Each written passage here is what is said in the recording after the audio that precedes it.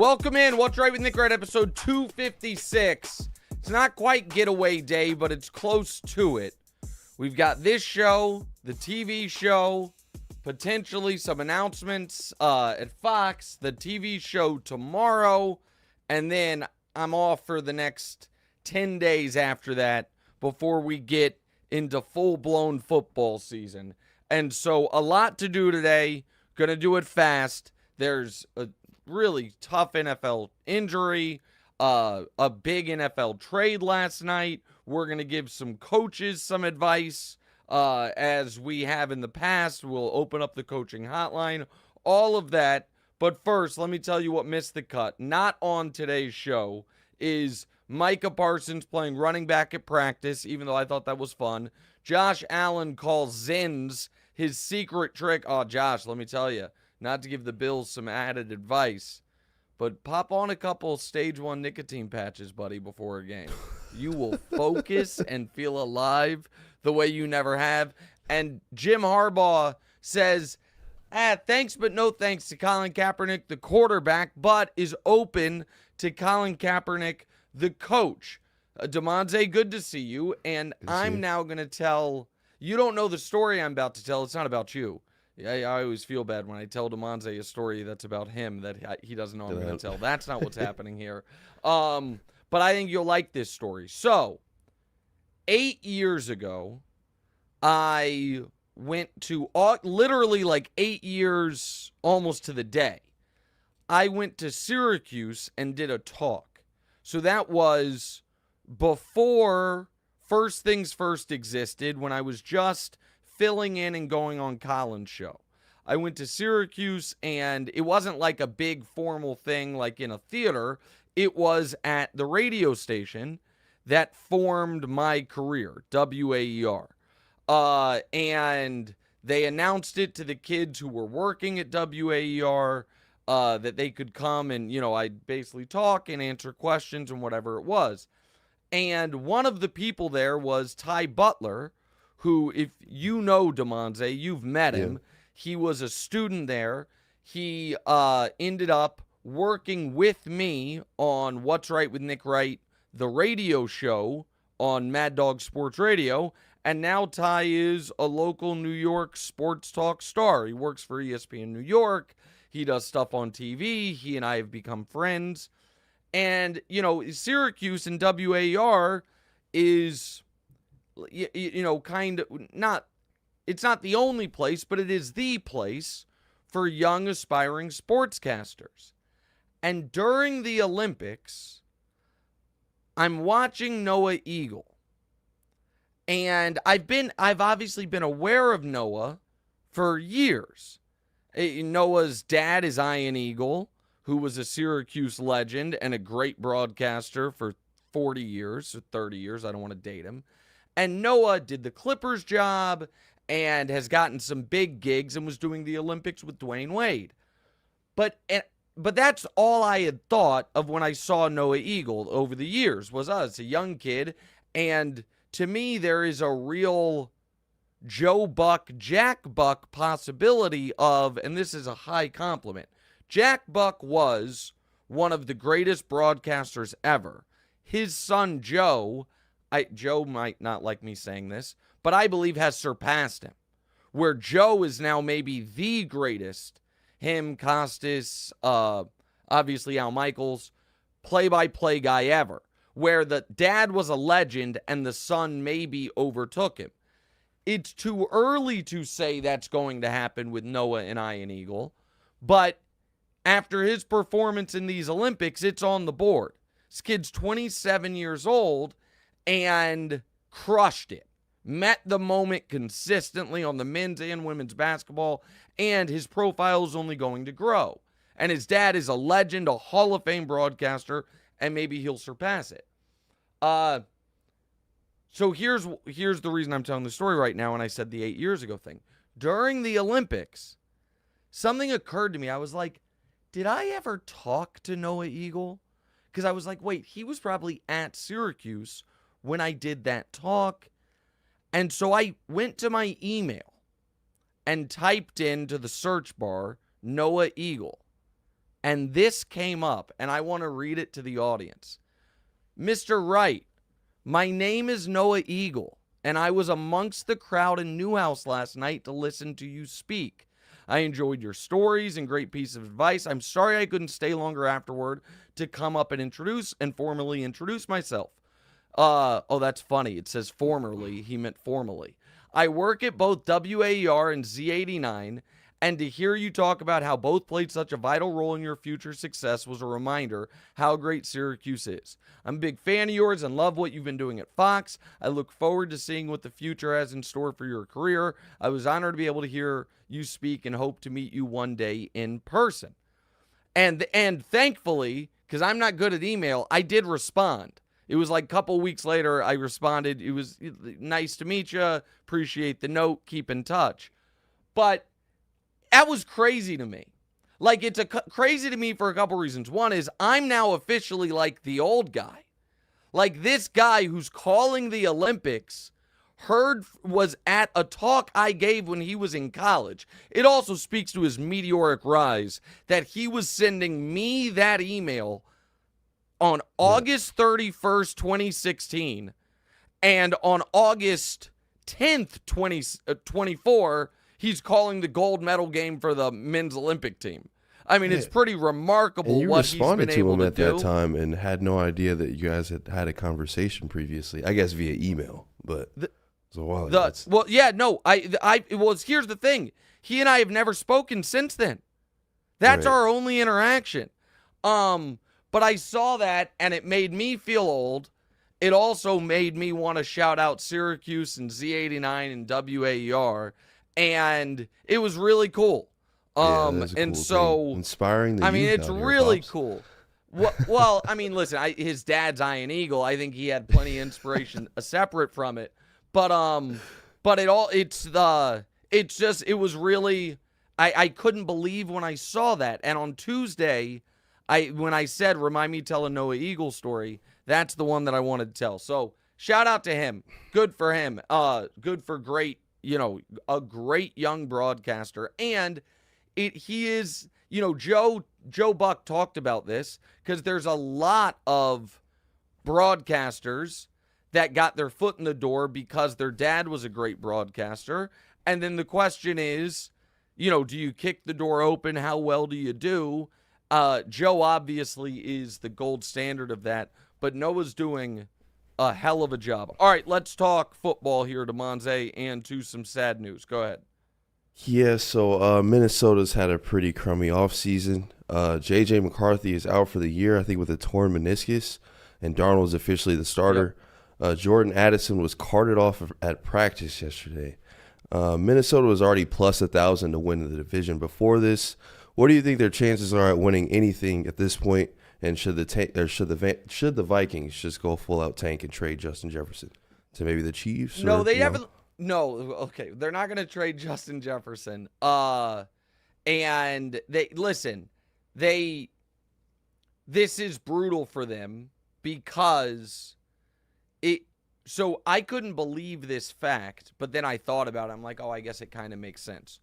J.J. McCarthy is going to be the first quarterback drafted in the first round in the common draft era, which means since 1967. So we're talking about more than 55 years, to miss his entire rookie season with injury without ever playing a single snap. So you might say, well, that's crazy. And then I thought about it. I'm like, well, that would mean you would have to get injured before week 1, which is what happened to him. So it is relative. We've had guys sit their whole rookie season. We've had guys like Anthony Richardson play briefly, get hurt, and then miss time. He's the first round quarterback ever to miss his entire rookie. Was that the first game? No. No, but that was not his rookie year. He got injured in year 2, and there have been plenty of guys to play 0 snaps their rookie year, but not because of injury. It was because of a Mahomes Alex Smith situation, but even in that situation, Mahomes played the final game of that season. So it is brutal for Minnesota. for this season.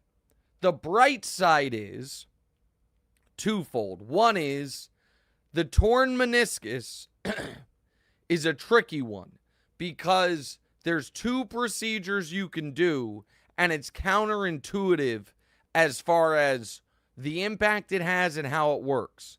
If you tear your meniscus, you can do a procedure where they just trim the meniscus, basically shorten it, and you can be back in a month.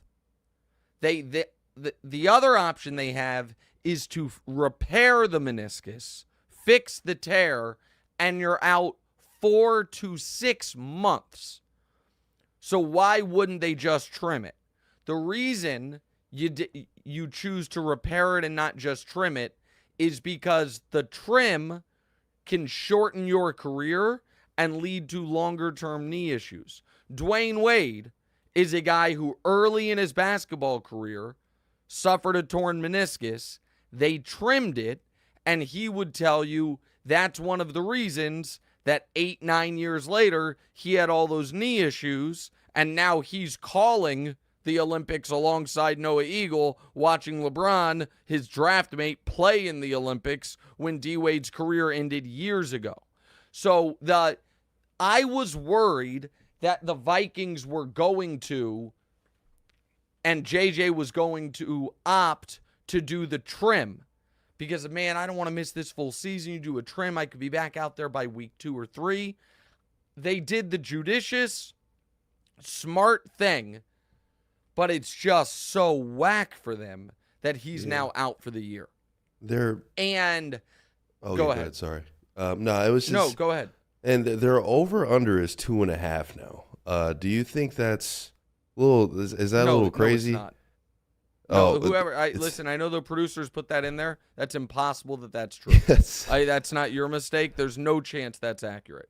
And if the producers show me that is correct, I will put $50,000 on it before the end of the podcast. He put it in the rundown. Yeah. Okay, but that's their hold on. That's their division wins. Oh, so they were the producers wrong twice. That there's 0%. It's 2.5. Division wins. You only get 6 games. No respect for Sam. So yeah, 2. No. I honestly doubt it changed their over under much because a rookie JJ McCarthy versus Sam Darnold, who's just going to be bad, but is a 7-year vet. Their over under before the injury was 7.5. My guess is it's still right around that. So I don't actually think it impacts their ability. It lowers their ceiling this year because maybe JJ was going to light the world on fire, and I did love his performance in that preseason game. But it doesn't really make them, the worst team in football this season, anything like that.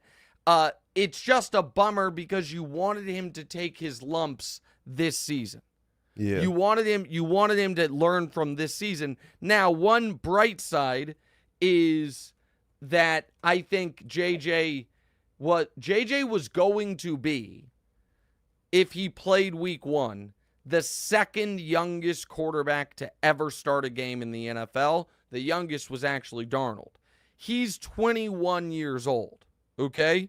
So even with him missing this year, he's going to start his career at 22 years old. Compare that to, for example, Michael Penix, who is 24, Bo Nix, who turns 25 this season, or at the very end of this season. So he's still so young that I think he'll be okay. It's just if you're a Viking fan, you've had such a sad offseason. You had a player die tragically in a car accident. You had 2 other corners injured. The Addison injury, here is the one thing I'm going to say about carted off and training camp. That can be a misleading thing, and people covering these teams need to do a better job of clarifying. So, for example, yesterday I'm driving into work, and I see Chiefs right tackle Jawan Taylor carted off the field. And I'm like, you've got to be kidding me. But what happened was he tweaked his shoulder and he rode off the field in the front seat of the golf cart. So carted off in the regular season means devastating, awful injury. Carted off in preseason can mean that. It can also mean they have carts all over the place, and if a guy gets dinged, he rides in the cart, you know what I mean, to the training room. And so but Addison got in trouble this offseason and then also got injured. So it obviously has been a brutal offseason for the Vikings, and you feel for them. I do think their course of action here was the smart one, and I'm glad this is the path that they took. I just think if you're a Vikings fan, now you don't have much reason to care about this season. All right, let's move on. With Jefferson, you already Go answered ahead. with that. Did you say that in the very beginning? No, they just signed him. They All just right, signed okay. him. First of all, they can't trade him. Second of all, the reason you would trade great players is if you don't have the draft capital to move up to get your franchise quarterback. They think they have their franchise quarterback in JJ. So no, it's just kind of a, hold in place season and then you move on. All right, next. So Jalen Hurts has not thrown an interception in training camp. Oh, while some may say that's good, you think that it's a problem. I think you think that maybe Jalen Hurts isn't taking enough chances, or maybe there's a problem with that Eagles defense. So here's what I is it think. here? All right, listen, I understand I'm going to come across as a total hater here, but I just know I'm right. This is the comp that Wilds used, and then he was too cowardly to do it on the air. But he did it off the air, and so now I'm going to quote him, was you don't want to hang out with someone that is, when you go to dinner, they're going to the bathroom 3 times because they're blowing lines of Coke. And you don't want to go to someone that when you hang out with them, when they go to dinner, they ask the waiter to tell them every item in every dish because they can't have gluten or sugar or wheat, and they don't drink coffee and any of it. Those two extremes both will ruin your night. So here's my point. You don't want a guy throwing a pick every day at training camp, and you don't want a guy who's thrown none at training camp, because either that means you're not trying enough things, chances, or your defense is just truly and so the guys on the show yesterday, it's just not throwing picks. I mean, maybe that's what it is, or maybe it is that last year there was a real problem with Jalen and interceptions, and this year they are trying to avoid. He is overcorrecting, so that would concern me to a degree. So I don't think it's everything, but I don't think it's nothing. And again, people can make fun of me for this. They asked me on the show, what's the right amount of training camp interceptions? And I said, I don't know, probably how many Mahomes has thrown. However many he's thrown is probably the right amount. I think we're taking a few internet hits, so let's take a quick break, come back, and give some coaches some advice. We'll do that next. What's right?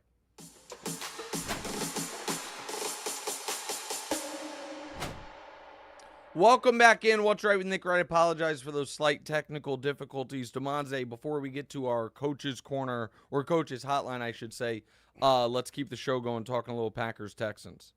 Yeah, so yesterday on your show, you said that Green Bay or Houston is bound to have a letdown season. So which team are you going to lean towards, and what will influence your decision on that? So I don't know yet, but I just know that those two. So let's go back 2 years ago, okay? 2 years ago, the two teams that, I guess we got to go back 3 years ago, but just follow me. 3 years ago, the Lions and Jags were bad teams. But they both changed quarterbacks, they changed coaches, And there was, that's what the franchise had hope for. But then those seasons, they won like 2 or 3 games each of them. Maybe the Lions won 4. The Jags obviously fire their coach. The Lions don't. And the next year, those two teams kind of came out of nowhere. Both came on strong at the end of the season. The Lions end up winning their final game of the year against Green Bay, but still missing the playoffs. The Jags surge into the playoffs, win a playoff game. That was them 2 years ago. And both of them came into last season as trendy, popular picks. The Lions and the Jags. Young quarterback in Jacksonville, kind of quarterback on a second chance, not necessarily young in Detroit, but both of those teams were the trendy. They were too popular to even be called sleepers. People really believed in them. And one of them lived up to all those expectations in Detroit. The first game of the year against Kansas City, they were, put in marquee spots, got to the NFC Championship game. The other one, the Jags, ended up, I think because Trevor got hurt, but whatever, having a very disappointing season, falling short of expectations.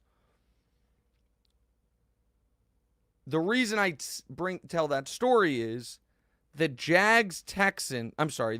Jags-Lions last year remind me a lot, even because they're both from the NFC North and the AFC South, of the Packers-Texans this year. Teams that 2 years ago we would have thought were, in the kind of no man's land, rebuilding, figuring it out. Last year, both came on very strong at the end of the year, played their best football after not being very good early in the year, at the end of the year, won playoff games, and both of them are considered kind of fringe Super Bowl contenders this year. I'm here to tell you, NFL history tells us one of those two teams is going to disappoint. Because progression in this league is not linear. It's not the NBA, where it's like you're awful. You get to 500. You finally make the playoffs. You finally go on a playoff run. And then you can win a championship. In the NFL, progression is more like you go up, take a couple steps back, go up again, step back. That's how it is historically for players and for teams. And for the Packers so a letdown and Texans, for these two teams, would they just be missing not the playoffs for both entirely? Of them. Yes, exactly. I just think one of these teams, I think these two teams are a little too trendy, and we are a little too focused on the last thing we saw from them rather than the entirety of what we saw from them. The Packers are considered, have a lot of hype for a team that through 15 weeks last year was 6-8. 6-8. And then they win their final 3 games. They blow out the Cowboys. They're in great position in round 2, or seemingly great position, and then lose. And now everyone believes in them. The Texans are going for it. Adding Diggs, adding Donnell Hunter, adding Joe Mixon. And I get that and I respect it. My point, where I am willing, and we'll see when we come back from vacation and we do our official picks and predictions and bets, all of that, which of these two teams I land on. The point I'm making, Damonza, is if NFL history is our guide, one of these two teams is going to fall woefully short of expectations. And I right now am leaning. I think the Texans are better than the Packers. But I think the Texans are more likely to be the team that deals with that. Because I think the Texans, the Packers don't have to deal with a first place schedule. The Texans do. The Texans are in the AFC. And as much as I like CJ and D'Amico, the Texans this year, while the schedule starts off relatively soft. The end of the year, I think, is brutal, and I could see this going sideways on him, but I'm not sure because I think CJ's awesome, and I love their receiver core, and there's a lot to like about the team. And they got Go Diggs ahead, in the Damonza. locker room as well now. Who knows what that what that Well, might that affect right, or that might not affect. that could be correct, and that could be combustible. So we'll Right. see. I think there is this time of year. Nobody wants to pick an actual sleeper. They want to pick a team that is a trendy pick and call it a sleeper. Like, this would not be my pick, but an actual sleeper would be, I think Seattle is going to be dangerous. I think Washington is going to be dangerous. I think the Raiders are going to be dangerous. That's an actual sleeper. The Packers and Texans are a couple standard deviations away from sleeper. They are trendy picks. All right, let's go to the Sleeper holdouts. Super Or Bowl go ahead team. if you want to say something. But yeah. I don't think they're a sleeper Super Bowl team. I think they're by the odds. I think they're a fringe Super Bowl team, but maybe I'm wrong. All right, let's go to the holdouts. Yeah, so the holdouts are continuing. We got Brandon Ayuk. We don't know if he's staying in San Francisco or going to Pittsburgh. There's no movement for CD, weirdly. And Hassan Reddick has no connection with the Jets and is not playing. So when we look back at this, which holdout do you think will end up hurting their team the most? Well, I think CD's going to end up with the Cowboys. I don't understand what they're doing. It could hurt him in week 1, but he'll be fine. Ayuk, I thought Ayuk was a Steeler a week ago. So if Ayuk stays, then I think they're fine there. Okay? If they end up trading him, obviously it's devastating. The holdout that was not mentioned here that I think could be the most important is Trent Williams with the Niners. He's the best player on their team. He is the only guy you really trust on their offensive line, and he's old. And so him missing all of camp, if that leads to another injury, he also once upon a time in Washington held out for like half the season. So he has shown he's one of the only guys in the league who has shown I'm willing to miss games. And so that has not gotten enough coverage. The Hassan Reddick thing is the flashing red light siren for multiple reasons. One, the Jets need him. As good as the Jets defense was last year, they had one guy with at least 8 sacks, Bryce Huff. He's gone to the Eagles. The Eagles signed him because they were trading Hassan Reddick. So it's a position of need for the Jets. They lost Huff. They spent a first-round pick on Will McDonald last year, who has not popped, at least didn't last year. And Reddick doesn't want to play for them. But the other reason it's a red flag is because it shows total organizational incompetence. Like Matthew Judon yesterday got traded to the Falcons. Why? Because he wanted a new contract the Patriots didn't want to give him. You know what I am 100% certain on? The Falcons have worked out a contract with Matthew Judon to where he'll be happy. Because that's what organizations that know what they're doing do. They don't trade for a player who's unhappy about a contract without working out a new deal and then act shocked he's unhappy about a contract. So they need him on the field, and it shows organizational incompetence. Go ahead, Damonza. Yeah, I mean, at least those guys, at least they hadn't played a season with Hassan Reddick yet. I still think the CeeDee Lamb one is the worst of the three. If he does end up not playing, what's gonna happen to that Dallas offense? If he ends up not playing, they're cooked. Right. Oh, and yeah, then yes. But what does it say? Like, with CD, you're playing with me at this point. Like, you're going on. You're talking about nobody appreciates CD more than me. It's like, dude, what are you talking? Just pay me. Listen. I think it's dumb, and I totally agree with you. But I think all feelings will be healed when they give him 4 years, $130 million. Right. Which I'll go ahead and plant my flag on that right now. I think that's what he's going to get. 4 years, 130 with 75 guaranteed. And so but it still could lead to a slow start or soft tissue injuries because of the lack of training. I get that, but I don't think there's any chance he actually misses time. All right, let's go to our game, Damonza, the coaching hotline. Coaching hotline. All right, so coaches around the NFL are paying attention to you. Oh, they're about to put me in the room first. Coaches around the NFL are paying attention to you, not because of your world-renowned clock management skills, but because of your revolutionary run the ball on 2nd and 7 approach at NCAA 25. So are you officially playing now? Not only am I playing. So, yeah, the franchise, we retired it. Okay. We did 10 solid years at Syracuse. We won 2 national championships. We had 3 number 1 recruiting classes. And my work there was done.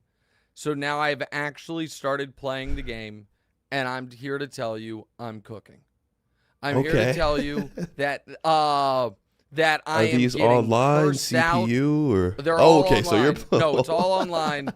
I'm playing, and I am confident enough, and I'm justifying how often I'm playing by saying it's helping me learn about the college football rosters headed into the season, because this new one has the real ratings, the real names, all of it, which means every game I use a different team.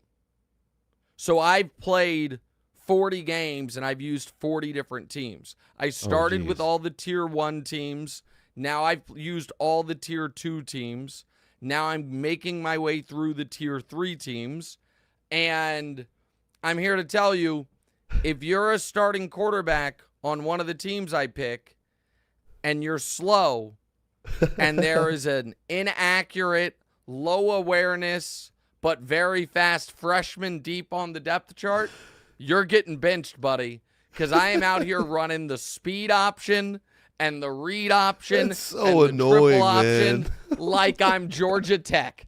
I am out here just putting speed on the field, running the damn ball, and then chucking it deep and frustrating people. Yesterday, I had this guy in the torture chamber because here's the thing. Yesterday, I played a game before I went to work. So this usually I play when I get home from work. But yesterday, I had all my stuff done early, and it was like 10:20. And I was the only one at home. I'm like, I'm getting a game in, which means now I'm playing if it's an adult, it probably means he doesn't have a job because it's 10:20 in the afternoon and we're playing, or 10:20 in the morning, and we're playing NCAA. And this guy was so mad at the defensive coverages and disguises I was throwing at him. And he kept saying into the mic, you just stay in that cover. You're just in cover 2 man. Wait, get out of cover 2 man. But I was never in cover 2 man. I had him just in the absolute torture chamber. And listen, I only score like 13 points a game. I'm out here kicking field goals, Damonza. I'm punting on 4th and medium. Field goals on there are a little hard. Well, yeah, you got it. I'm using 3rd down as just a give up down to center the ball to make sure I'm in good field goal position. For your option? I am playing the most conservative brand of video game football anyone's ever seen, and nobody can deal with me.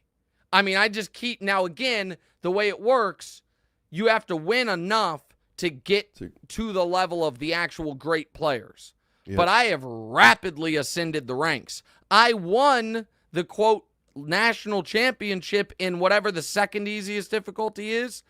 In my 10 games, I did so well. Yeah, freshman, right. Yeah. So now I'm currently undefeated in the sophomore division. So I guess I've played almost 30 games.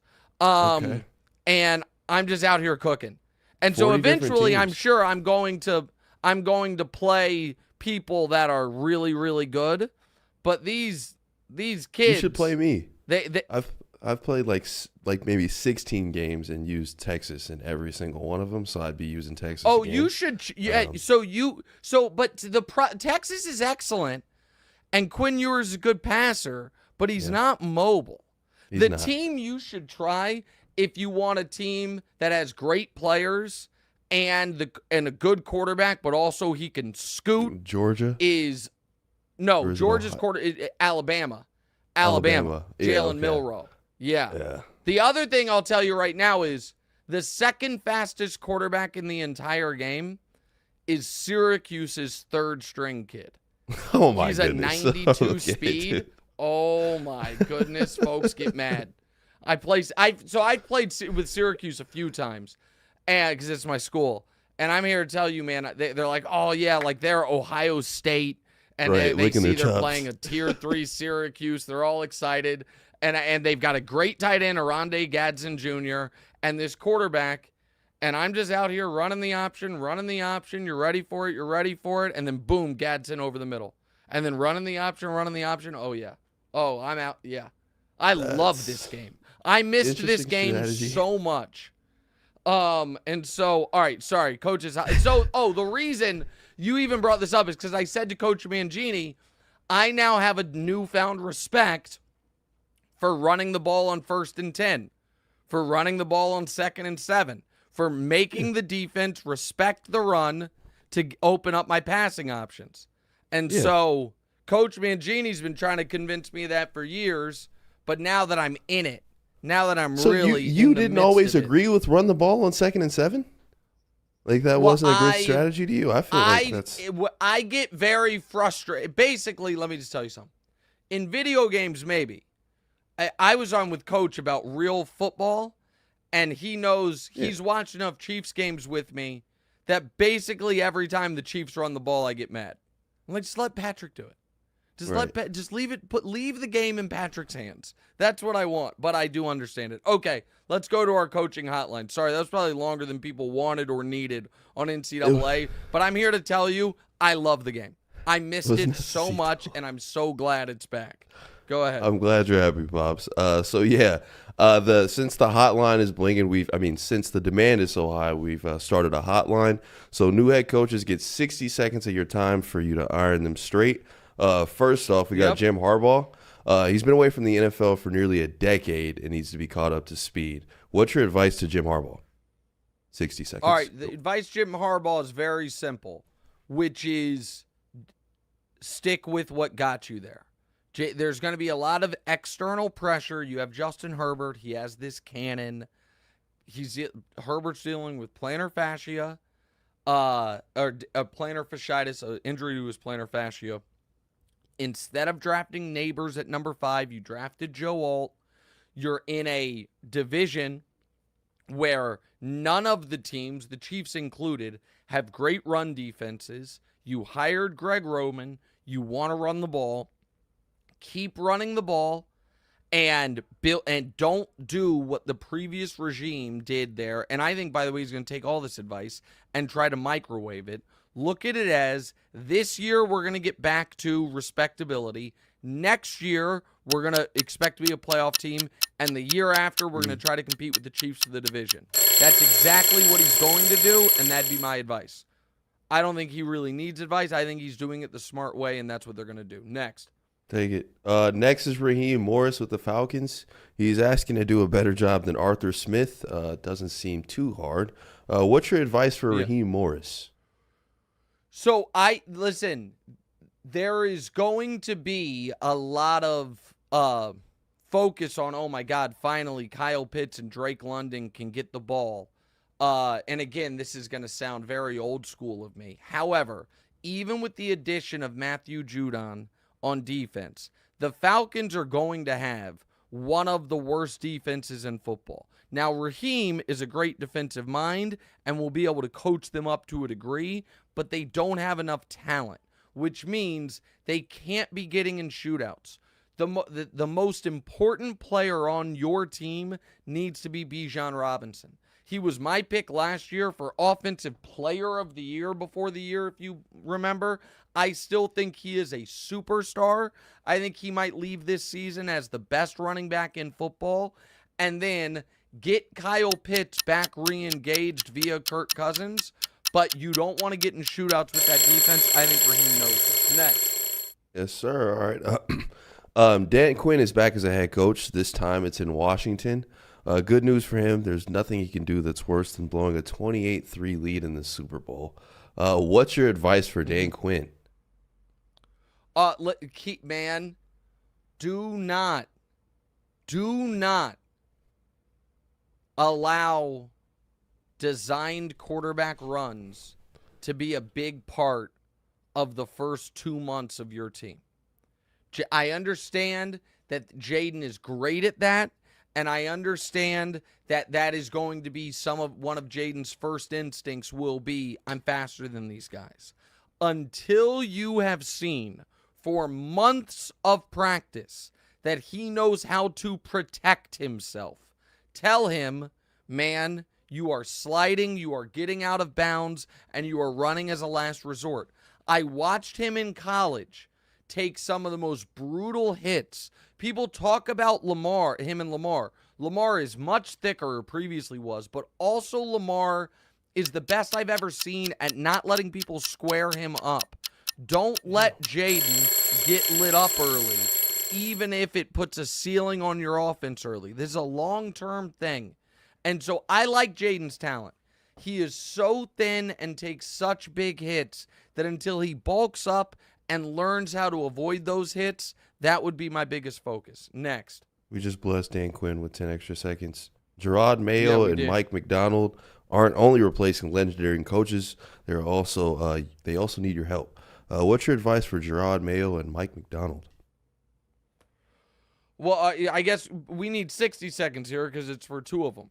For Gerard Mayo, man, just try to get through this season. Nobody wants to come play for you.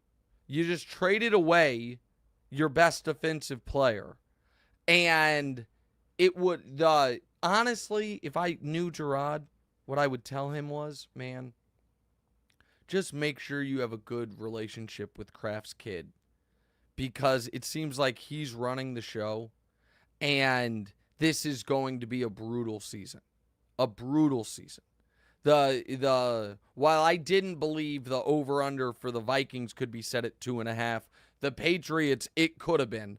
It's not. I think it's 4.5. And it's not a bad thing if Drake May doesn't play for a little bit till you get your offensive line figured out. Like the Patriots are, really looking like for the second straight year they're going to be a bottom 2 team in the NFL. For Mike McDonald, it's a different story. Mike McDonald, man, I saw you listen, Roquan Smith is a great player. Kyle Hamilton is a great player. The rest of those players on the Ravens defense last year are not blue chippers. And you turned them into one of the 3 best defenses in football.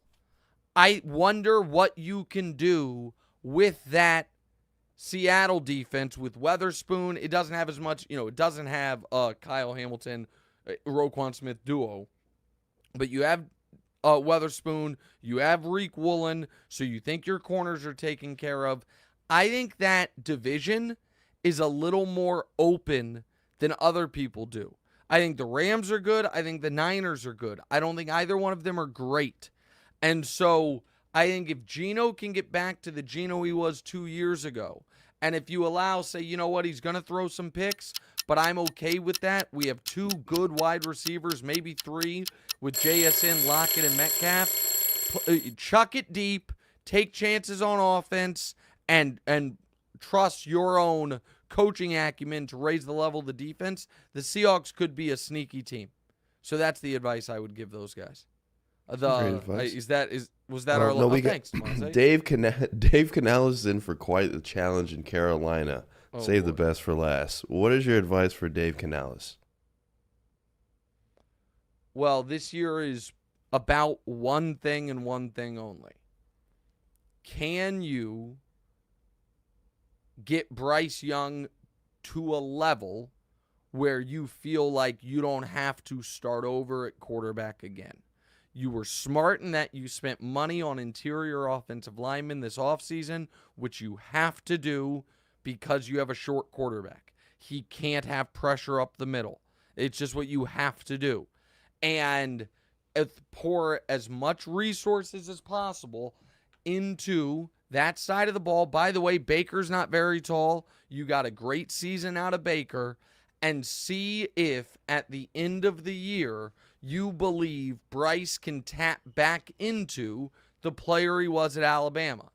I am highly skeptical because of the size, but this year is about nothing other than getting an answer about Bryce Young by the end of the season. I think he knows that, and also just steer clear of the owner.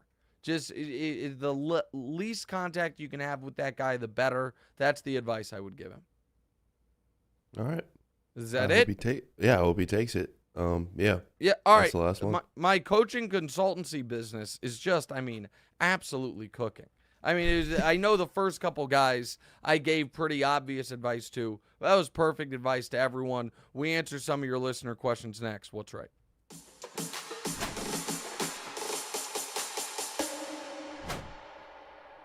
All right, welcome back in. What's right with Nick Wright? Let's answer some listener questions, Damonza.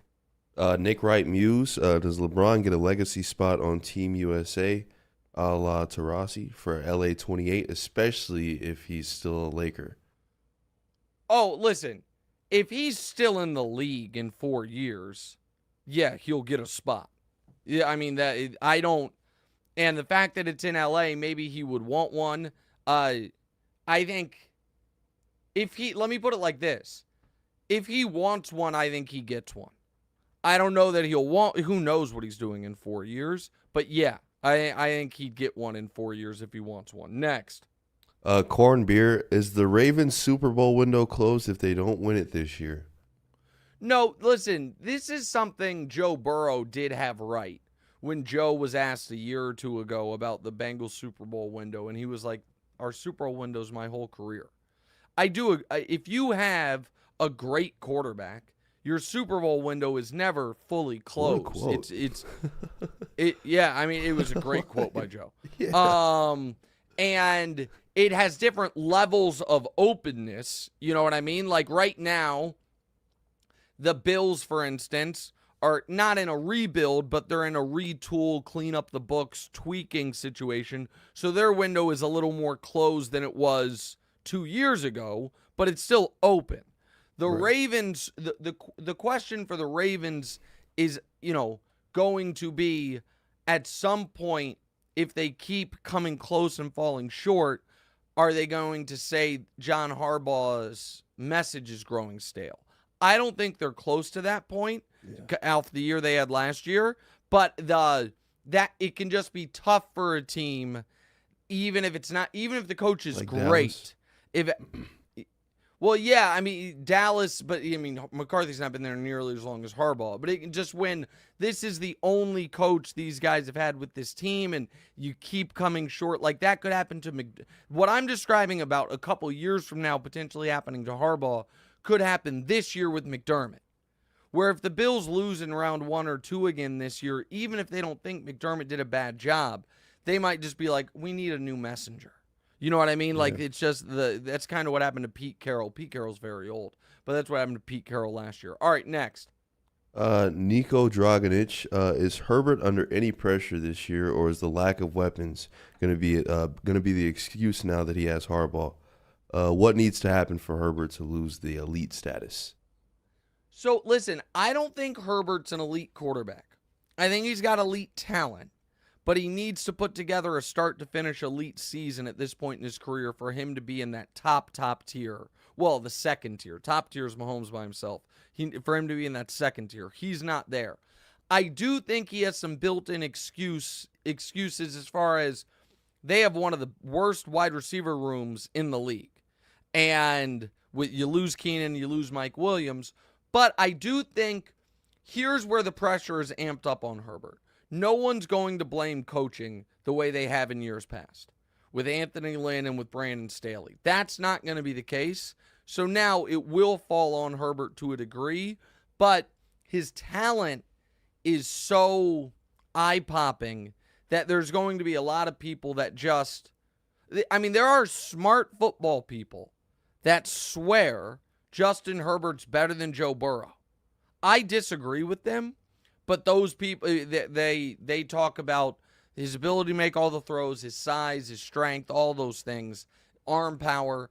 I disagree with them, but that's where the listeners talking about his, quote, elite status. Next. Scott Frazier, what very highly rated team falls on its face, and what bad teams actually play well and are a threat for a division or a wild card? So that is a great question, Scott. And that exact question is going to be the premise of a huge amount of our gambling show. Because it's really asking which teams are overvalued, which teams are undervalued. So I'm not going to answer that right now for two reasons. One is I don't want to answer it in 60 seconds where I'm going to spend 20 minutes on it. And also, pardon me, I haven't done really the requisite study yet to know which I fully 100% believe in. I know where I'm leaning, but I haven't done my full Warren Sharp preview, Football Outsiders preview, they're not Football Outsiders anymore, but Aaron Schatz's preview, all that stuff that I'll dive into on vacation and when we get back. Next. Dr. Octagon, when is the gambling show? Is Damonza going to be betting again? His cold streak last year paid for my Christmas and vacation. Oh, Were wow. you just fading me on the bets? Oh, they were fading you. Yeah, the gambling show comes back first day, the day of Chiefs-Ravens, 3 weeks from today. The gambling show comes back. So, I mean, yeah, that's going to be great. That's I don't going know to be what I'm great. going to do, Dr. Octagon. I think maybe it can't be slim worse the than teasers last year. down to 2 teams. Yeah, what was it? Slim like the teasers down to 2 weeks? It was bad. 2 It was weeks really that I've bad. But you were too. We'll get it together. Don't worry. All right, last question. Noah Rodriguez, Nick, my friends and I were arguing about this yesterday in poker. Should a straight beat a flush? I know it doesn't, but should it? No, it shouldn't. So the reason, it's very, very simple. What beats what in poker is just based on what's more probable than the next. So in a 5-card poker hand, you're guaranteed to at least have high card. That's why that's the worst hand you can have. It's just have high card. The next most likely thing you're to have is 1 pair. The next most likely is 2 pair, then 3 of a kind, then a straight, then a flush, then a full house, then 4 of a kind, then a straight flush.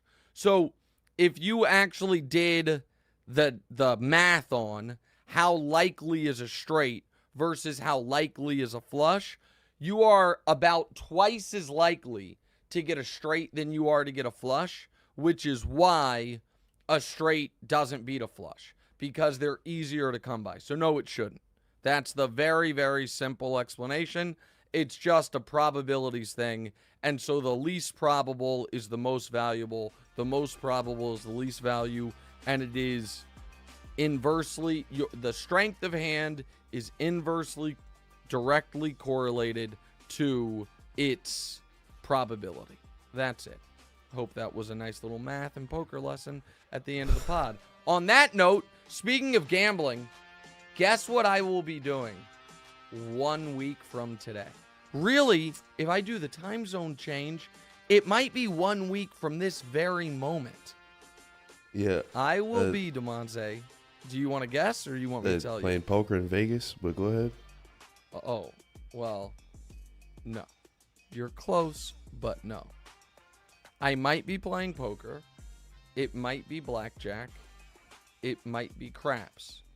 It will not be in Vegas.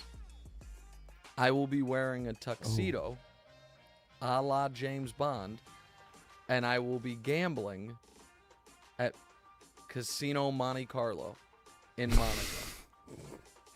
I have booked we're staying in Monaco is the size of Manhattan, if that.